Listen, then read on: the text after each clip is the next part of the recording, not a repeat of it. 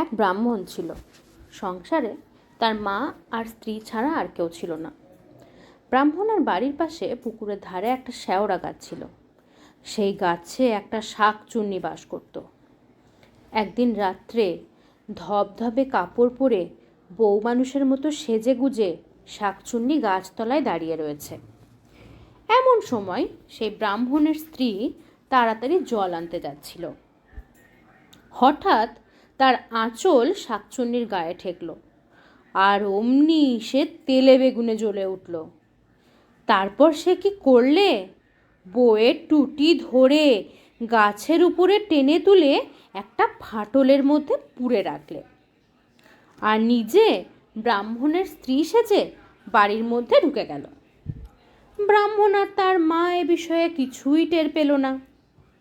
তার পরদিন শাশুড়ি দেখে যে বউটি বেশ চটপটে হয়েছে, খুব ফুর্তির সঙ্গে কাজকর্ম করছে। এর আগে বউ আস্তে আস্তে কাজ করত, সেই জন্য শাশুড়ি সব সময় খিচখিচ করত।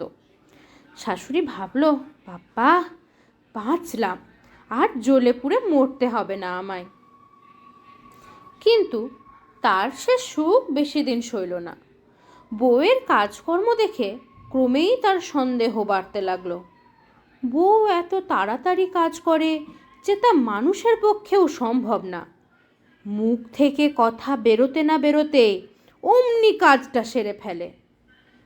তারপর হয়েছে কি, একদিন শাশুড়ি ঘরের ভিতর কি করছে আর বউ বারান্দায় বসে রয়েছে। শাশুড়ি বললে, বৌমা, রান্নাঘরে একটা বড় পাথর বাটি আছে, এনে দাও তো। বউ বললে, দি। এই বলে করলে কি, যেখানে বসেছিল সেখান থেকেই একটা হাত বাড়িয়ে পাথর বাটিটা এনে শাশুড়িকে দিলে। শাশুড়ি তো অবাক, সর্বনাশ, এ কি অবাক কাণ্ড! দরজার ফাঁক দিয়ে সে লম্বা হাতখানা দেখতে পেয়েছিল। ভয়ে তার বুক গুড়গুড় করতে লাগলো। সে ভাবল, নিশ্চয় তার বউকে ভূত কিংবা প্রেত এমনি কিছুতে পেয়েছে। সে কিন্তু মুখে কিছু প্রকাশ করল না।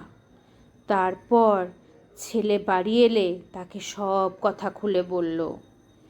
ছেলে বলল, চুপ করো, বেশি গোল করো না, আরও 2-4 দিন যাক, দেখি কি হয়। এই ঘটনার দিন কয়েক পরে একদিন শাশুড়ি বৌমাকে বলল, বৌমা, বাচ্চা, আমার শরীরটা আজ ভালো নেই, আজ তুমি রাঁধো, ওই ঘোষালদের বাড়ি থেকে একটু আগুন নিয়ে এসো। বউ বলল, আচ্ছা। সে রান্নাঘরে ঢুকে পড়ল। শাশুড়ি দেখল বউ সে ঘরের ভিতরে গেল, আর বেরোবার নাম নেই। কখনই বা আগুন আনবে, কখনই বা রাঁধবে।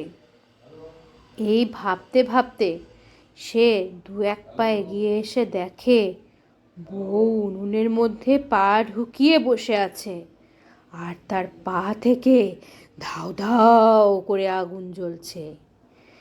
এই সৃষ্টি ছাড়া কাণ্ড দেখে সে ছেলেকে ডেকে আনলো। ছেলেও সব দেখলো। দেখে ব্যাপারটা আর বুঝতে বাকি রইল না। তারপর সে ছুটে ওঝার বাড়ি গেল। ওঝা সমস্ত বৃত্তান্ত শুনে বলল, একখানা গোটা হলুদ চাই। তারপর সেই হলুদখানা পুড়িয়ে বউয়ের নাকের কাছে ধরলে। এরূপ করার কারণ এই যে ভূত প্রেত শাঁকচুন্নি এরা না পোড়া হলুদের গন্ধ সহ্য করতে পারে না।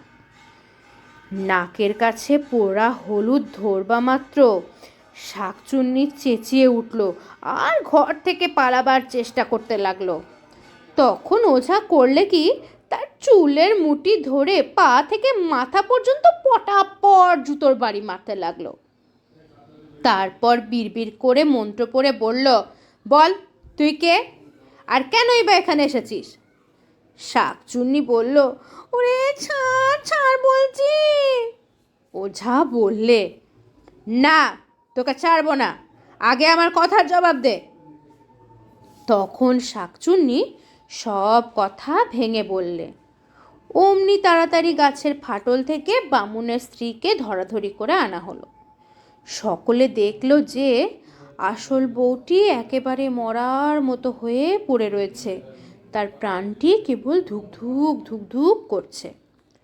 তখন ওঝা আবার শাকচুন্নিকে জুতোর বাড়ি মারতে মারতে মন্ত্র পড়তে লাগলো। শাকচুন্নি বলে, ওরে আমার মারিস কেন? ওঝা বললে, তুই এর ঘাড়ে চেপেছিস, শিগগির ছেড়ে দে, আর বল যে এই বামুনের বাড়ির ওপর আর কখনো অত্যাচার করবি না। শাকচুন্নি তখন বললে, এই এই ছাইকে ছাড়লাম, আর কখনো এ বাড়ির কাউকে কিচ্ছু বলবো না, এখন আমি ছেড়ে দে। তখন ওঝা তাকে ছেড়ে দিল। তারপর ব্রাহ্মণের মা আর স্ত্রী সুখে ঘরকন্যা করতে লাগলো।